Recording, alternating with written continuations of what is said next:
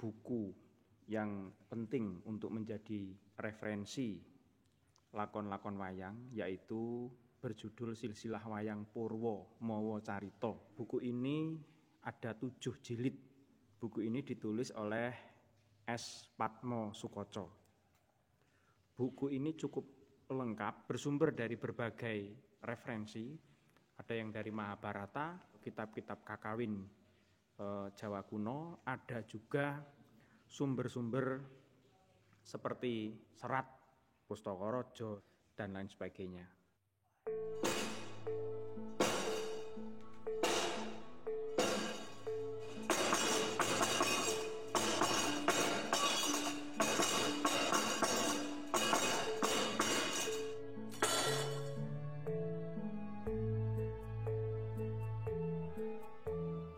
Untuk yang jilid 1 ini daftar isinya ya. Membahas tentang para dewa, Nabi Adam, Siskabil, Anwar, Nuroso, Darmajaka, Sang Hyang Wenang, Sang Hyang Narada, Sang Hyang Tunggal, Sang Hyang Antoga, Sang Hyang Ismaya, Sang Hyang Manikmaya, dan dewa-dewa seterusnya. Ini menurut berbagai versi.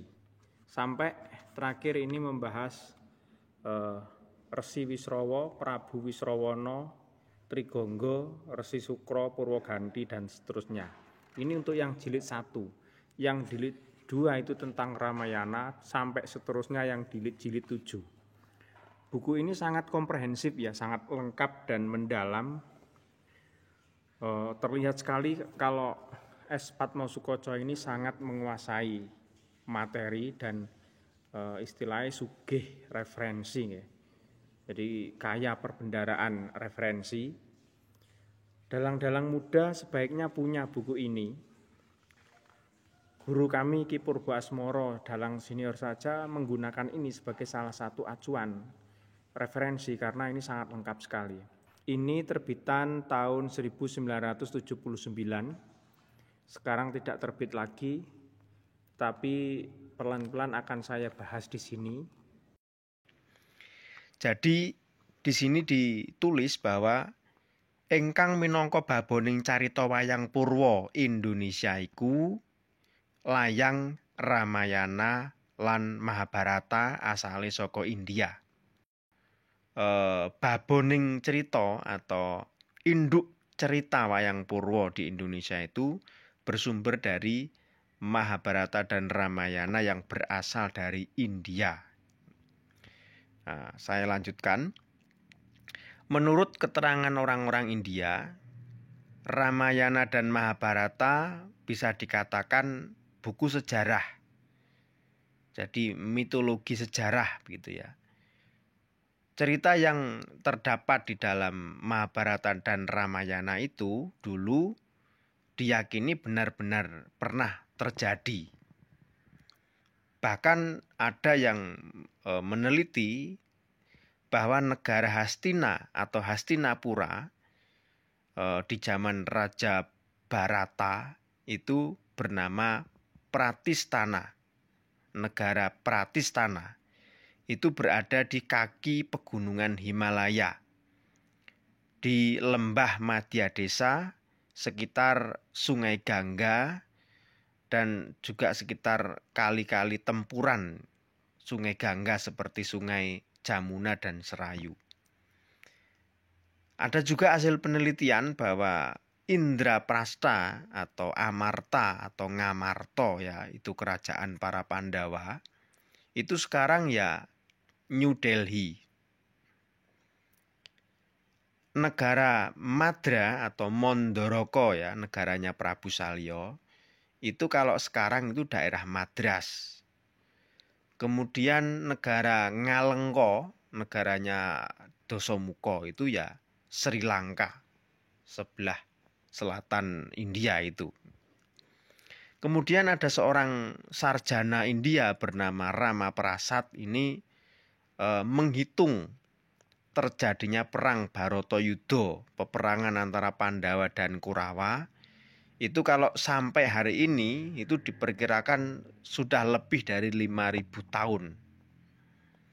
bahkan juga menghitung kematian Bhisma, kematian atau kematian para Pandawa itu sampai dihitung juga oleh Rama Prasad ini.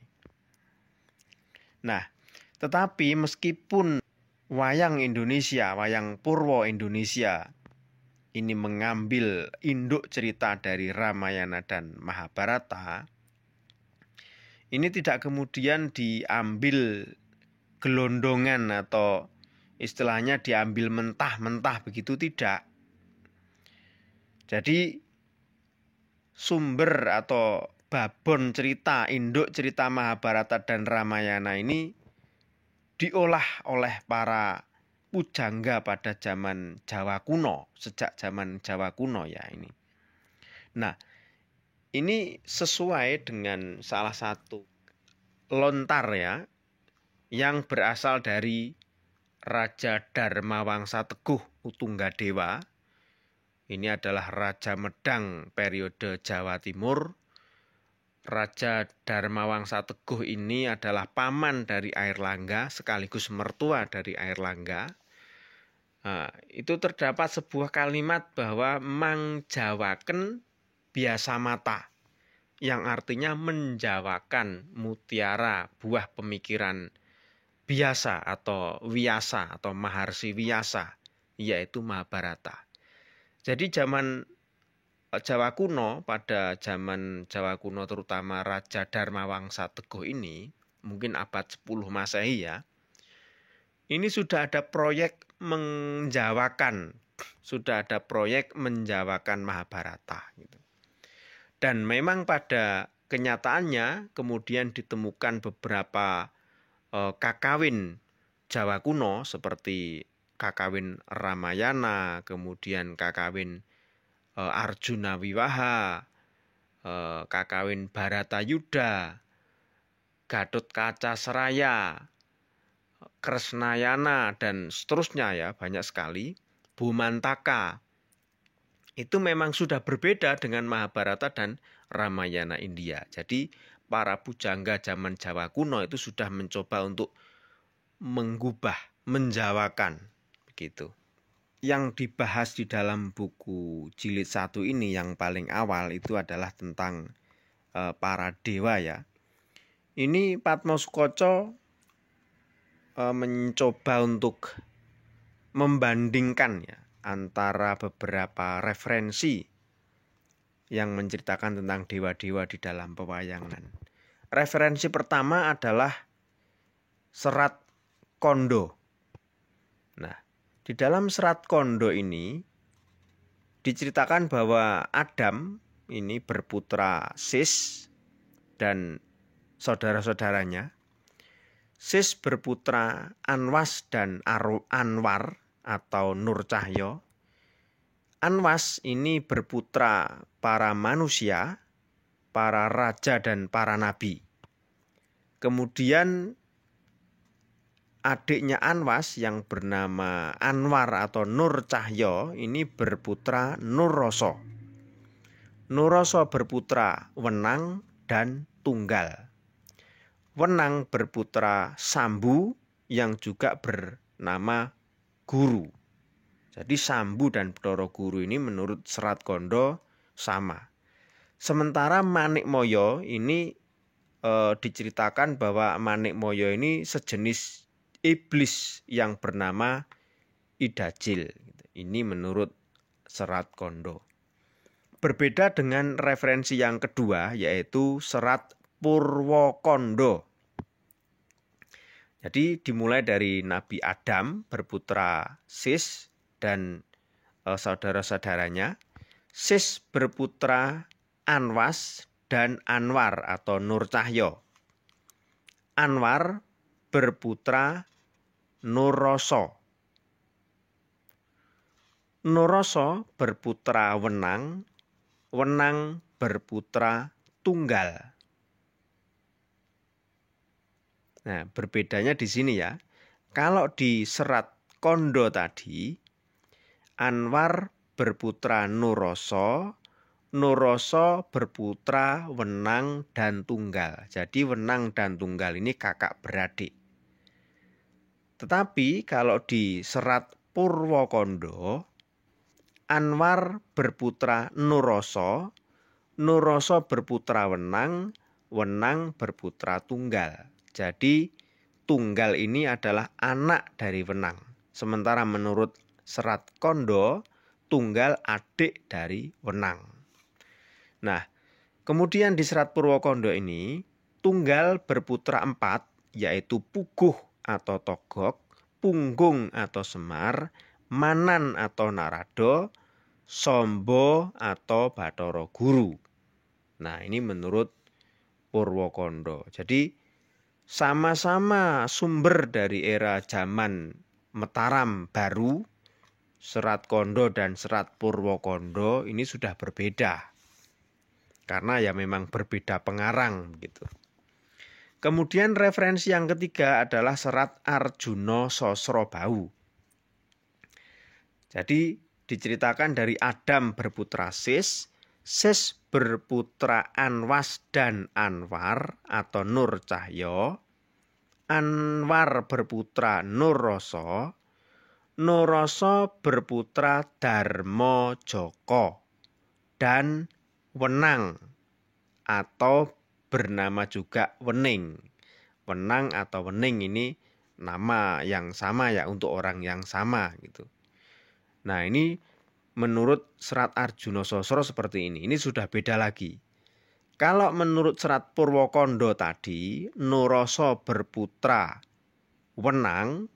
Kalau menurut Serat Arjuna Sosrobau, Nuroso berputra Darmo Joko dan Wenang. Wenang berputra Tunggal. Tunggal berputra Bathara Moyo atau Semar dan Bathara Manik atau Bathara Guru. Ini menurut Arjuna Sosrobau. Kemudian menurut Mahabharata,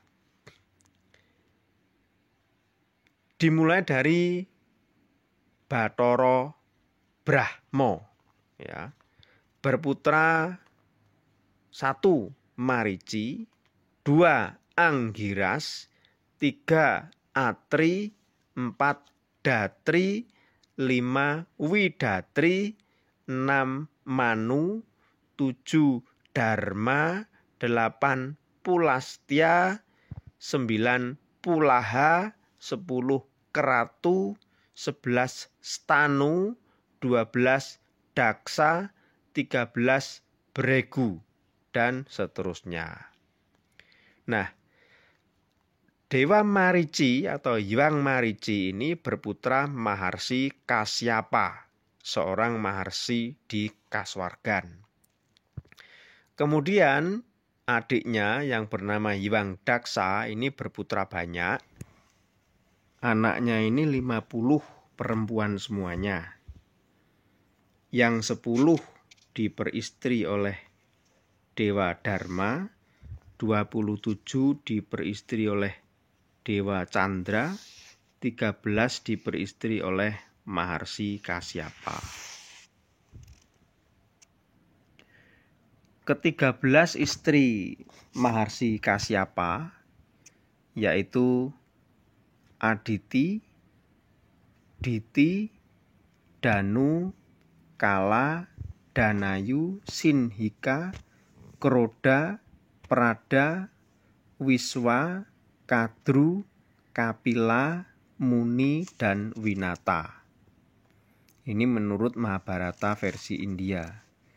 Sementara menurut kitab Adiparwa berbahasa Jawa kuno, jadi Adiparwa ini salah satu bagian dari Mahabharata ya. Berbahasa Jawa kuno artinya ini ini adalah hasil gubahan dari pujangga Jawa kuno ya. Nah, ini sudah berbeda ternyata dengan Mahabharata India. Jadi istri Maharsi Kasyapa tidak 13 tetapi 14. Yang pertama Aditi, kedua Diti, kemudian Danu, Aristi, Anayusa, Kasa, Surabi, Winata, Kadru, Ira, Tamra, Mregi, Krodawasa, dan Parwa. Nah, di dalam Adiparwa berbahasa Jawa kuno ini menyebutkan bahwa satu Dewi Aditi ini berputra 12, yaitu Aditya. Aditya ini artinya dewa. Kemudian yang nomor 2, Diti, ini berputra Ditya, yaitu sejenis raksasa. Istri yang ketiga Dewi Danu berputra Danawa atau Danuja, juga berjenis raksasa. Danuja artinya yang terlahir dari Danu. Kemudian yang istri keempat Dewi Aristi, ini berputra para Widyadara, sejenis dewi ya, bidadara. Kemudian yang kelima Dewi Anayusa, ini berputra Asura, juga sejenis raksasa. A artinya tidak, sura dewa, berarti bukan dewa, artinya raksasa. Kemudian Dewi Kasa, ini istri yang keenam, berputra Raseksa. Istri ketujuh Dewi Surabi berputra Rudra, sejumlah 11, dan lembu. Istri ke-8 Dewi Winata berputra Raja Burung yang bernama Aruna dan Garuda. Jadi Garuda itu nama burung salah satu anak dari Dewi Winata yang sekarang menjadi lambang negara kita ya. Kemudian yang istri ke-9 Dewi Kadru ini berputra naga. Banyak ya, salah satunya yang bernama Naga Sesa, Naga Basuki, Naga Taksaka, dan seterusnya. Nah, Naga Sesa ini adalah naga yang menjadi singgasana Dewa Wisnu. Kalau teman-teman melihat film Mahabharata ya, ada tampil Dewa Wisnu duduk di ular kobra besar lah, itu namanya Naga Sesa, ini anak dari Dewi Kadru. Kemudian istri dari Maharsi Kasyapa yang ke-10 Dewi Ira, ini tidak disebutkan nama dari putranya. Kemudian yang ke-11 Dewi Tamra, ini berputra tumbuh-tumbuhan. Kemudian yang ke-12 Dewi Mergi, ini berputra Pisaca, Gana, dan Buta. Kemudian Kumbanda dan Putana, ini termasuk jenis raksasa. Kemudian yang ke-13 Dewi Krodawasa berputra Kenyo 10 ya, di sini disebut begitu. Kenyo artinya gadis. Ada yang bernama Sarama, kemudian diperistri oleh Pulaha. Ini menurunkan sejenis anjing. Kemudian istri yang ke-14 Dewi Parwa, ini berputra Gandarwa. Nah, Gandarwa menurut Adiparwa dan Mahabharata ini bukan gendruwo seperti yang sering kita dengar ya. Jadi Gandarwa ini adalah juru kidung di Kaindran, di Kaswargan ya. Jadi tukang menyanyi di Kaswargan namanya Gandarwa. Gitu. Nah, yang disebut Aditya 12 tadi ya, anak dari Dewi Aditi, istri pertama, itu ada 1 ya, Datri, 2 Mitra, 3 Aryanaman, 4 Indra atau Sakra, 5 Baruna, 6 Angsa, 7 Waga, 8 Wiwaswat atau Surya, 9 Pusa, 10 Sawitri, 11 Twastri, 12 Wisnu. Nah, ini Dewa 12 ya. Nah, ini adalah silsilah menurut dewa-dewa menurut Mahabharata, baik yang Mahabharata India maupun yang Adiparwa berbahasa Jawa kuno. Tadi berbeda ya dengan Serat Kondo yang dimulai dari Nabi Adam, kemudian ada Serat Purwokondo dan Arjuna Sosrobau. Mengapa kok berbeda? Ya karena latar belakang pengarangnya berbeda. Lah terus yang benar yang mana? Ya semuanya benar, wong ini karya sastra kok. Tergantung teman-teman mau memilih yang mana. Lah kok beda-beda ya, namanya karya sastra kok. Wong karya sastra dan ini lahir dari sastrawan yang berbeda, latar belakang budaya yang berbeda gitu ya. Nah, ini untuk tidak diperdebatkan mana yang lebih benar, tetapi yang jelas sumber pokoknya itu dari Mahabharata yang memang berasal dari India. Nah, ini perlu diketahui oleh teman-teman, terutama adik-adik yang belajar mendalang untuk pemula ya. Ini untuk yang silsilah para dewa. Nah, sampai di sini dulu. Nanti kita bahas di pertemuan berikutnya ya. Terima kasih atas perhatiannya. Salam budaya. Matur nuwun.